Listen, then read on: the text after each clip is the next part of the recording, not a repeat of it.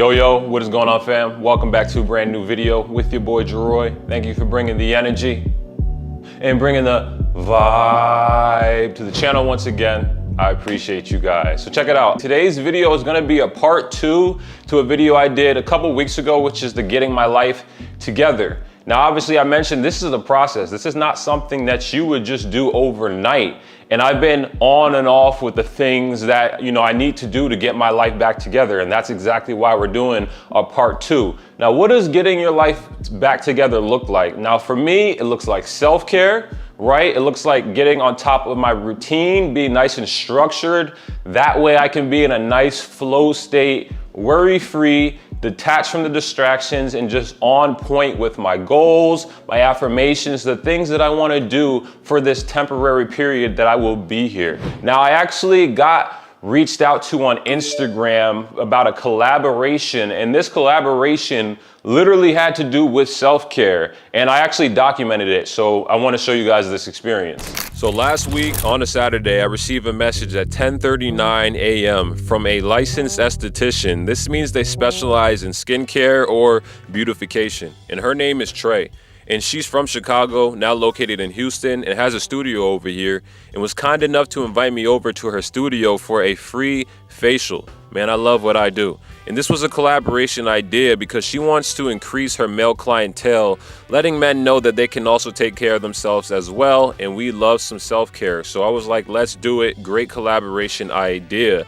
So we pulled up to her studio, and man, the walk into this place was crazy. I had to duck because I am definitely too tall, but it was so nice. I love the nature vibes, and she does things like cleanses, steam, skin analysis, exfoliation, extractions, masks. She even does waxing, and there's so much for you to learn. So I asked a bunch of questions because I love self-care. I want to take care of my skin and continue to take care of my skin. So I asked a bunch of questions. She gave me information on my skin type, on the things I was doing right, and on the things I was doing wrong. And it was such a therapeutic and great experience. So if you guys are ever in the Houston area, you visit Houston or live in Houston and want to book a family member a facial, or you need a facial yourself and want to treat yourself or learn what's going on with your skin, that's her Instagram on the screen, so you guys could check her out. So yeah, shout out to Trey for hooking that up. Real professional. Look at the glow, man. My goodness. Whoa, the glow is hoo-wee. I already went to work this morning. I direct at a gym, handled that business. Already ate breakfast. I'm feeling good. I'm feeling nice and fueled up. You gotta fuel the body to keep the mind sharp. And now I'm about to train. I'm gonna do a little bit of stretching and mobility here because listen, I gotta warm up my body. Once you get up there in your 20s, you can't I can't just go to the gym and jump into a workout like I used to. Now I gotta warm up, and then that way I'll feel fresh, I'll feel good. So let's get warmed up, man.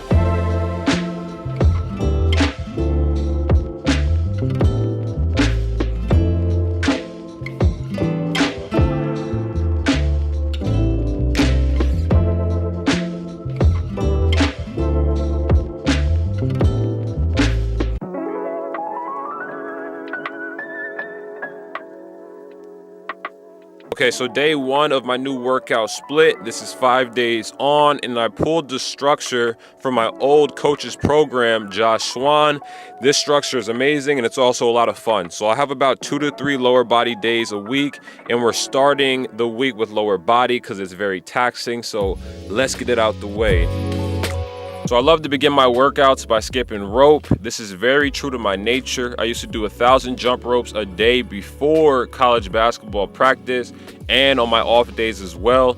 It's just very fun. You feel like you're dancing, and it's also very intense, and it warms up your whole body. So I love jumping rope to begin my workouts and still work on my cardio and my endurance at the same time. After that, I've been doing 100 squats a day, and this is with the resistance band around my legs. That way I can just feel more intensity. And the reason I'm doing this is because I'm always trying to increase my endurance. I feel like a lot of us work on strength, but not endurance. And endurance is important in the long run. So I always want to make sure that I have strength and endurance as well. So doing those 100 squats in the beginning really gets your legs nice and warmed up. Moving on to a core warm-up, leg raises. I love leg raises because I always pay for it the next day, which I oddly enjoy.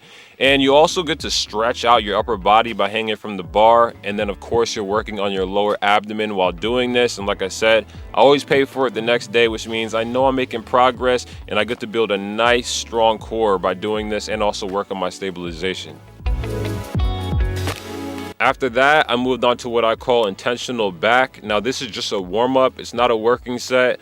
One thing you realize after training for a while is that a lot of your muscles are recruited when you're working certain muscles. So if you're doing lower body, your back and your lats are going to be recruited as well. So I always want to make sure that I warm up my spine, warm up my back. That way I don't deal with any injuries. And you'll notice the difference so much when you're doing squats if you warm up your lats. So just doing some body weight rows on the TRX, love the TRX. Moving on to goblet squats, great lower body movement, quad focus. I like to elevate my heels on these because I'm a taller, leaner dude with a very long lumbar, so this just feels more natural and I feel more activation this way. I did 2 sets of 10 reps and I did 2 sets of 12 reps, and this is just a great lower body movement when we're focused on squat.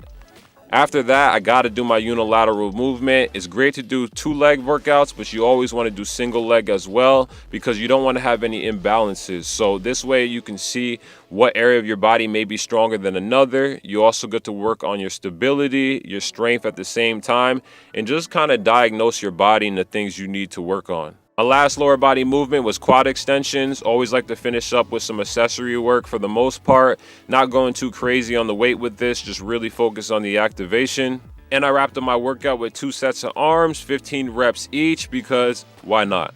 But very efficient workout, and thank you guys for tuning in. Back to our regular scheduled program. Okay, so great first day of the new training split. It feels amazing switching up the style of training, especially when you train so often, because a lot of the time the discipline is carrying you to the gym when you train so much, because you can be sore, you can have a busy day, but what's gonna pull you to the gym is the discipline, knowing that the gym is gonna take care of your physical and your mental health, but you still want it to be fun.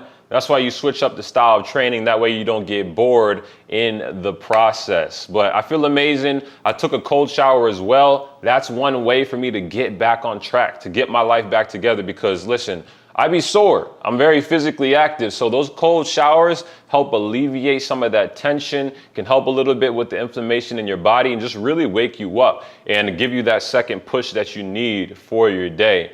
But listen, what I'm about to work on next is a blank canvas. And I want to talk a little bit about purpose real quick, because purpose in life is everything, right? If you have no direction, if you have nothing to strive for, no goals, no vision, you're just going to feel empty inside, because there's nothing that's going to really excite you to wake up. You need a why. So you want to give yourself direction. And for me, as I mentioned earlier, structure and routine is very important, because then I can kind of just operate as a machine, knowing what I'm supposed to do. So that's when we have Notions. And no, this is not a sponsored video. If you've never heard of Notions before, it's like a blank canvas. You can grab different templates. It helps you get organized. You can literally do whatever you want here, but I use it to help me get on track. So I have a to-do list, and on this to-do list, I'll have each thing that I want to do for the day, the time that I want to do it at, and then I have a section where I'll write if it's complete or not. That way I'm on point with my day. I'm not just waking up and guessing what I'm going to do for the day. Listen, when you're in control of a lot of your time, you still want to be responsible. Since you're investing so much into yourself, you want to be responsible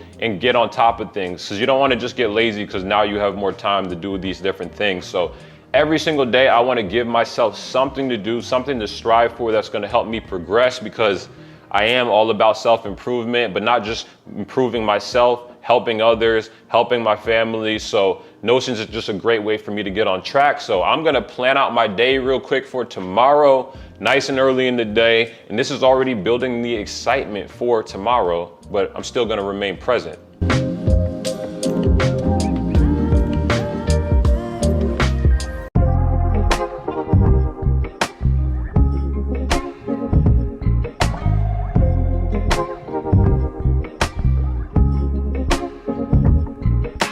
Grand day, guys. Woke up nice and early and made my way straight to the gym for day 2 of my new training split. This day is mainly focused on back, biceps, and core. I'm always going to start every workout with some sort of cardio or endurance to get the blood flow going. Today happened to be the bike for 5 minutes on. Every single minute I changed up the level, and after that I just went about my back and biceps workout, did some core as well. But I already did a workout in this video, and there's something I want to talk to you guys about back at home, so let's head back to the crib.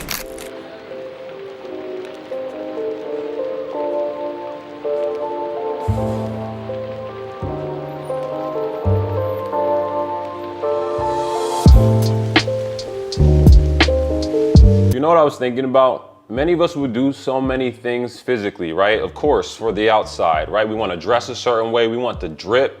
You know, the girls are gonna wear the makeup, which is okay, but you know, some are gonna wear too much makeup. We're gonna do whatever we gotta do in the gym for the muscles, to lose weight. We're gonna do all these things to take care of our avatar, to take care of our body on the outside, but we don't do the things necessary from the inside, right? Our mental and our spiritual health. And that's when we start to lack the actual real progression spiritually in our life. And last month, I just really got back on track with controlling my thoughts, because I was like, yo, this is not like me. I'm always sparring with my thoughts to make sure I'm thinking in such a positive way. But a couple months prior to that, I was kind of all over the place with my thoughts because I was working so much. So I wasn't zooming out, evaluating the way I was, thinking, how I was reacting.